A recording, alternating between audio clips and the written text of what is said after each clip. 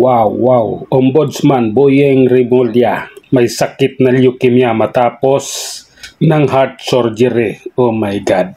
Kawawa ka naman, Boyeng. Abutin ka pa kaya hanggang magtapos ng termino mo dyan sa ombudsman? Ang alam namin, yung sakit na leukemia, mahirap yan. Mahirap lampasan yan.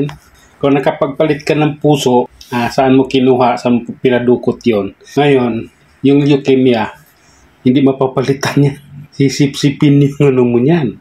Yayariin at yayariin ka yan kahit anong iwas mo, kahit anong gamot mo. Ang tawag dyan, karma. Boyeng Rimulya, ang tawag dyan, karma. Anong ginagawa mo? Wala na mo po si Marcos. Habulin ng mga Duterte.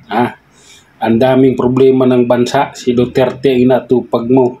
Ngayon, yung sakit mo na yan, paano mo ngayon yan aagapan? Paano mo ngayon susolusyonan? Si Duterte pa rin. Yung matandang Duterte na pinadala nyo sa Netherlands, ayun, malakas naman kahit pa paano. Ikaw, may leukemia. Paano yan? Mas matindi yung sakit mo kaysa sa kanya. Parang, parang inapakan ka ng 1 milyong tao. Yung sakit mo hindi biro. Yung sakit mo yung matindi. Yung sakit na yan, walang yan. Wala nang lunas yan. Lalo na sa edad mong yan. Wala na yan. Aabutin ka na yan hanggang hukay.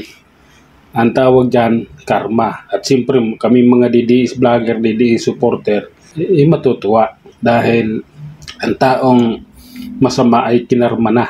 Ang taong gumawa ng masama sa kapwa niya, pinarusahan na. At sa awa ng Diyos, ikaw yun, at sa awa ng Diyos, yung sakit mo ay matindi. At nararapat lang sa'yo yung sakit na yan. Kaya good luck na lang sa'yo, Boyeng Rimulya, good luck na lang sa'yo. Sa tingin ko, hindi ka naabutin hanggang sa matapos yung termino mo dyan sa Office of the Ombudsman.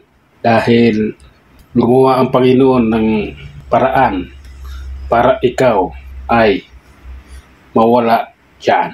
Or para ikaw ay mananahimik na. Hindi yung puro Duterte yung bunganga mo. Kaya ka naman umupo sa ombudsman dahil may nag-utos sa'yo at inappoint ka. At ang pakay mo ay sirain si BP Sara Duterte. Hahalungkatin mo lahat ng peking kaso igagawin mo. Kaya ngayon, pag manawala ka na, panibago na naman kaso naman kay BP. Pero okay lang yun. At least, nabawasan kayo. Hanggang dito na lang mga idol. Hanggang sa muli, maraming salamat.